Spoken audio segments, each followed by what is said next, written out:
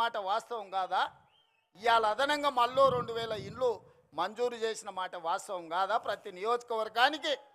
అదేవిధంగా 200 యూనిట్లు ఉచిత కరెంటు, ఆడబిడ్డల ఆర్టీసీలో ఉచిత ప్రయాణం, 21,000 కోట్ల రూపాయల రైతు రుణమాఫీ, 36,000 కోట్ల రూపాయల రైతు భరోసా, 80,000 కోట్ల రూపాయలు ఒట్లు కొనడానికి నిధులు ఖర్చు పెట్టి ఉచిత విద్యుత్తు కోసం 30,000 కోట్ల రూపాయలు వ్యవసాయానికి బట్టి గారు ఖర్చు పెట్టిన మాట వాస్తవం కాదా? 1,76,000 కోట్ల రూపాయలు ఈ చివరి ఇప్పుడు వేసే రైతు భరోసాతోని ఈ 30 నెలల్లో మా ప్రభుత్వం ఖర్చు పెట్టింది. సరాసరిన 5,600 కోట్లు ప్రతి నెల మేము ఖర్చు పెడితే 10 ఏళ్లలో మీరు ఖర్చు పెట్టింది ఏందో లెక్కలు తేల్చండి. మొన్నటికి మొన్న మా జూపల్లి గారు సవాలు విసిరిండ్రు. 70,000 కోట్ల రూపాయల అప్పున్న రాష్ట్రాన్ని మిగులు బడ్జెట్ 16,000 కోట్ల రూపాయలతో మీకు అప్పచెప్తే 8,21,000 కోట్ల రూపాయల అప్పులు చేసిరు. 20 లక్షల కోట్ల రూపాయల బడ్జెట్ మీ చేతులకు వచ్చింది. నేను అడుగుతున్న చంద్రశేఖర్ రావు గారిని, సంవత్సరానికి 2 లక్షల డబుల్ బెడ్రూమ్ ఇల్లు కట్టినా 10 ఏళ్లలో 20 లక్షల పేదలకు ఇల్లు కట్టించేవాళ్ళు. నేను ఇక్కడికి వచ్చిన మా అక్కల్ని మా సోదరుని అడుగుతున్నా, మీ ఊర్లలో కేసీఆర్ ఎవరికైనా డబుల్ బెడ్రూమ్ ఇల్లు ఇచ్చిండా? దళితులకు 3 ఎకరాల భూమి ఇచ్చిండా? ఇంటికో ఉద్యోగం ఇచ్చిండా? 1 కోటి ఎకరాలకు నీళ్లు వారిచ్చిండా? 1,00,000 కోట్లు పెట్టి కట్టిన కాళేశ్వరం 3 ఏళ్లలో కూలేశ్వరం అయ్యింది. 1,00,000 కోట్లు గోదావరి పాలైనాయి. ఇది కేసీఆర్ పరిపాలన. ఇవాళ వాళ్ళ కొడుకు వాళ్ళ అల్లుడు గల్లీ గల్లీ తిరుగుతున్నారు, గద్దల్లాక ఊరి మీద తిరుగుతున్నారు. రావాలి రావాలి అని. ఎవరయ్యా రావాలి అని నేను అడిగిన. అంటే పాపాల భైరవుడు ఫామ్ హౌస్లో బంధించిన పాపాల భైరవుడు మళ్ళా బయటికి రావాలని. తెలంగాణ ఉద్యమంలో అప్పులను తప్పులను అబద్ధాలను తెలంగాణ రాష్ట్రం కోసం ప్రజలు మన్నించారు. తెలంగాణ రాష్ట్రం వచ్చినాక 10 ఏళ్ళు అధికారం ఇచ్చిండ్రు. 10 ఏళ్లల్లో ఆయన చేసింది ఇసుక దోపిడీకి అడ్డం పడ్డ నేరళ్ళ దళితులను లారీలు ఎక్కి తొక్కిచ్చిండు. పండించిన పంటకు గిట్టుబాటు ధర అడిగితే ఖమ్మం జిల్లాలో గిరిజనులకు బేడీలేసి జైల్లోకి తీసుకెళ్ళాడు. ప్రశ్నాపత్రాలు ప్రభుత్వ ఉద్యోగాల కోసమే ఉద్యమం జరిగితే గ్రూప్ 1 పబ్లిక్ సర్వీస్ కమిషన్ లక్షలాది రూపాయలతోని 100 కోట్లు కొల్లగొట్టి ప్రశ్నాపత్రాలు పల్లి బఠానీల లాగా అమ్ముకున్నారు. ఇల్లు ఇయ్యలే, పెన్షన్ ఇయ్యలే, నిధులు ఇయ్యలే, నీళ్ళు ఇయ్యలే, నిరుద్యోగ యువకులకు ఉద్యోగాలు ఇవ్వలే. మరి ఎందుకయ్యా వీళ్ళు ఇంతగానం రావాలి రావాలి అంటుర్రు?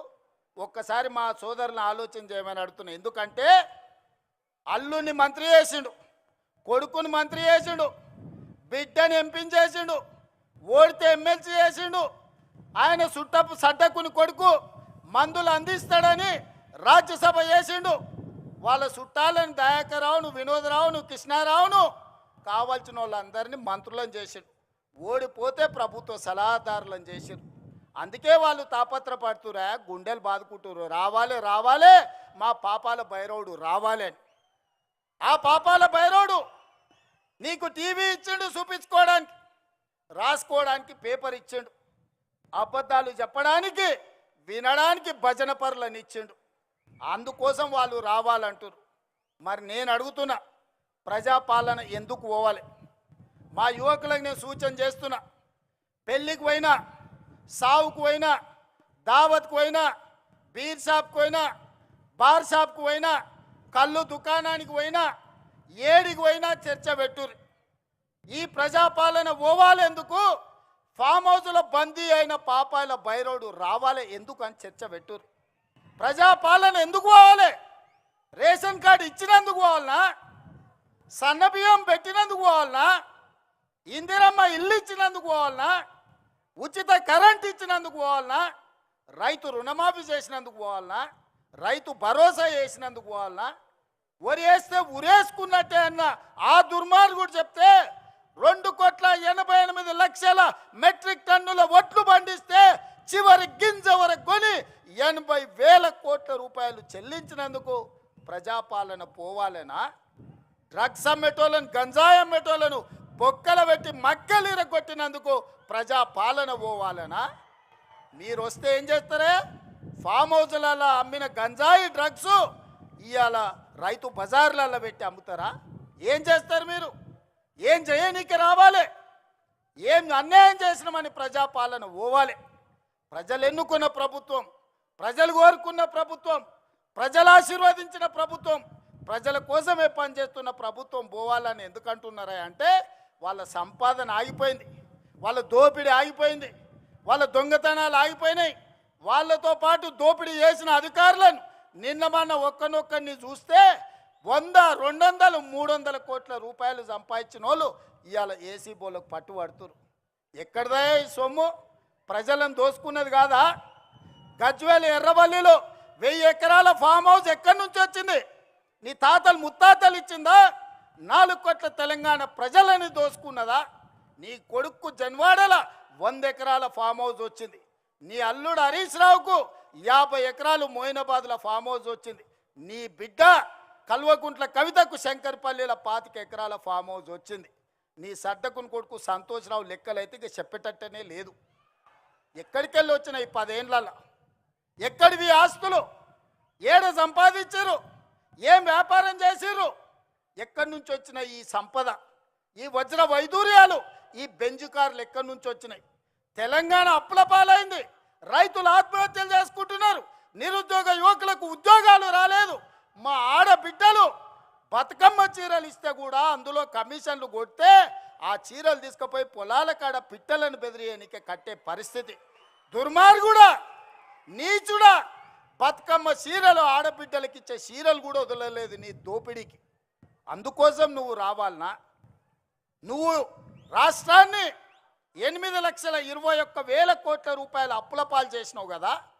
మరి మీరు 1,00,000 కోట్ల అధిపతులు ఎట్లా ఇరో లెక్క చెప్పమని నేను అడుగుతున్నా. అడగమని మా సోదరులను అడుగుతున్నా. మా జంజీ పిల్లల్ని నేను చెప్తున్నా. మీరు ఆలోచన చేయండి. 10 ఏళ్లలో 1,00,000 కోట్లు కేసీఆర్ ఎట్లా సంపాదించిండు? 8,21,000 కోట్లు తెలంగాణకు అప్పులు ఎట్లా మిగిలినాయి? ఆస్తులు ఐశ్వర్యాలు కేసీఆర్కి ఎట్లొచ్చినాయి? అప్పులు తప్పులు మనకెట్లొచ్చినాయి? ఒక్కసారి ఆలోచన చేయండి. ఈ అప్పులు తప్పులు చేసినాడు మళ్ళీ వస్తే ఇంతకుముందే మా అనిరుద్ధ్ చెప్పిండు. ఎందుకయ్యా వాడు వచ్చేది? నేను నా భార్య మాట్లాడుకుంటూ వింటాడా? వాడు అసలు మనిషా పశువా అని అడుగుతుండు.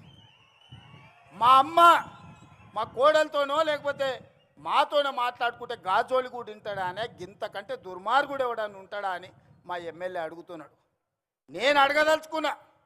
రాజకీయ నాయకుల మాటలు విన్నాడంటే అర్థం ఉంది, అధికారుల మాటలు విన్నాడంటే వానికి అక్కడికి వచ్చిందేమో అనుకున్నాం.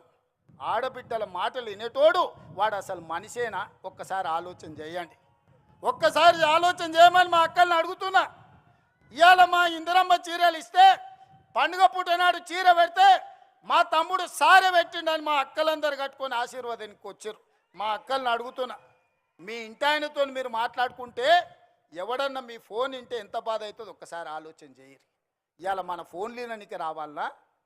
ఎందుకు రావాలి? ఆయన ఉద్యోగం ఇచ్చిర్రు కదా ఎమ్మెల్యేగా, అసెంబ్లీకి మాత్రం రాడంట, ప్రజల తరఫున మాట్లాడాడంట, ప్రజా సమస్యల గురించి ప్రస్తావించాడంట. అధికారంలోకి వస్తే మాత్రం దోసుకోవడానికి వస్తాడంట, దొంగతనం చేయడానికి వస్తాడంట. అందుకే నేను మొన్న చెప్పినా ఇవాళ చెప్తున్నా, అరుంధతి సినిమాలో పశుపతిని ఎట్లయితే బూత్ బంగళాలో బంధించిన గొలుసులు పెట్టి ఈ పాపాల బైరోడుని ఫామ్ హౌస్లో 4 కోట్ల తెలంగాణ ప్రజలు గొలుసులేసి కట్టేసిండ్రు. అక్కడే కుంగి కృషించి పోవాలి తప్ప అధికారం అనేది మీకు కలలో మాట. ఏదైనా ఉందంటే అది మీకు గతమే, ఇక మీకు భవిష్యత్తు లేదు. మీ భవిష్యత్తు శాశ్వతంగా ముగింపు పలికినరు తెలంగాణ ప్రజలు. అందుకే మిత్రులారా, చివరగా మా మిర్జిల్ మిత్రులకు ఒక్క మాట చెప్పదలుచుకున్నా. నేను ఏమిచ్చినా చివరికి నా ప్రాణం ఇచ్చినా కూడా తక్కువనే మిర్జిల్ మండలానికి. నిధులు పెద్ద విషయం కాదు. ఇవాళ నాకు దక్కిన గౌరవం, ఈ మండలం, ఈ జిల్లా, ఈ రాష్ట్రం, ఈ దేశంలోనే కాదు ప్రపంచంలో ఇవాళ మెస్సీతో ఫుట్బాల్ ఆడిన ప్రపంచంలో